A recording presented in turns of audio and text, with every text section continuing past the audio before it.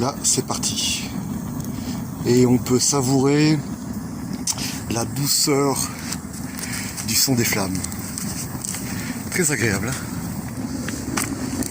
voilà, magnifique. Très efficace. Allez, on va parler rocket stove. Et je prépare une petite boisson bien agréable. Donc gingembre et menthe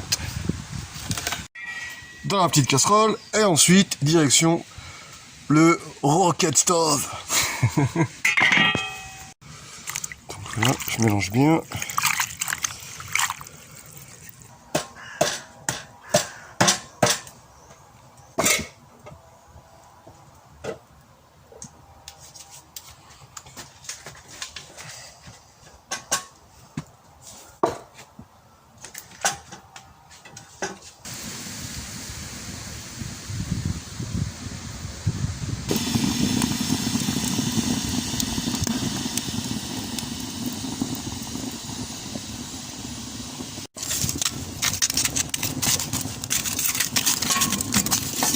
Et en plus, ce qui est cool, c'est que ça fait incinérateur. Tous les papiers cartons, tu peux cramer. Excellent, hein?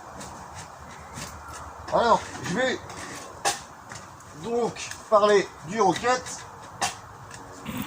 J'aime ce son, cette sonorité qui nous prépare à de bons plaisirs gustatifs. Alors le rocket, allez, j'en parle, c'est parti. Bon, il y a un petit contre-jour, mais c'est pas vraiment important. On distingue quand même. Et donc, alors tout d'abord le rocket, on me l'a offert. Il a été fait par Antoine. Antoine, pour ceux qui suivent mes petites aventures, c'est un très bon ami avec qui nous partons parfois voyager. Il y a quelques vidéos sur la chaîne si vous voulez voir. Et donc il m'a fait ce rocket. C'est lui-même qui l'a conçu. Il l'avait filé à des gens qui vivaient à la rue à la base. Et puis je sais plus pourquoi, ils l'ont refilé, bref. Et donc il me l'a rapporté. Il a quand même fait 800-900 km pour venir me le rapporter. Bon, en même temps, dans la foulée, on est parti en Ardèche, enfin bref. Alors au départ, je me dis, ouais, je vois pas trop la différence entre ça et faire un feu, puisqu'un feu, c'est super convivial, ça chauffe aussi bien. Mais non, non, c'est totalement autre chose. Là, on commence à caresser l'automne et l'hiver approchant à grands pas. Les pluies vont commencer à être beaucoup plus présentes et faire des feux à l'extérieur lors de ces temps, c'est juste pas possible, quoi, ou très difficilement. Notamment quand il pleut, c'est mort. Ou alors une petite pluie. Et ça, ce truc-là, c'est de la tuerie.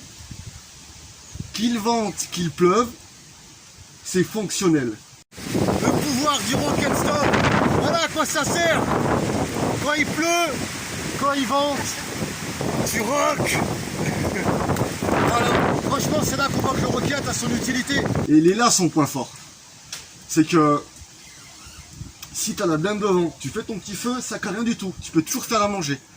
Il pleut pareil, tu peux toujours faire à manger. Parce que même s'il pleut, ça ne rentrera pas à l'intérieur puisqu'au dessus, tu as ta casserole. T'en mets une plus large afin que l'eau ne rentre pas à l'intérieur s'il pleut vraiment abondamment. En plus, l'hiver, tu te mets là. Et dans le dos là, une de ces chaleurs, ultra chauffage. Donc les flammes cassent toujours le rocket. À la base, il était couleur brute comme ça. Voilà. Et puis on l'a repeint. Mais avec la chaleur, la couleur, elle s'est éclaircie tout simplement. Donc il a deux positions. On peut le mettre comme celle-ci, le rebasculer pour que cette partie soit vers le haut. Donc à la verticale. Alors Antoine, il a fait un truc bien, contrairement aux autres roquettes que j'ai vu sur internet. Les autres roquettes n'ont pas se repose casserole ou enfin peu importe qu'on veut dessus, poêle, etc. Donc c'est avantageux. Bon, l'inconvénient, on peut pas mettre une grosse bûche directe, mais en tout cas, de toute façon, une grosse bûche, je pense pas que ce serait vraiment très utile. Vous mettez des morceaux assez moyens afin de garder une bonne intensité, une bonne densité. Donc c'est pratique ça, voilà. On peut reposer, c'est génial. Là, bon, il a fait des pieds, mais en fait les pieds, moi ce qui me sert, il me sert bien pour mettre des barres, voilà, pour bouger le bois, que ce soit pour le feu derrière ou le rocket. Donc voilà, c'est joli. Hein. Donc mon projet musical est toujours là en cours d'enregistrement, je suis bientôt à la fin, j'enregistre tous les sons ici à la forêt, comme par exemple, je prends le téléphone, voilà, j'enregistre des marches comme ça, format audio, après je les ressors sur le PC en wave, je simule aussi le son quand je coupe du bois par exemple, on entendra.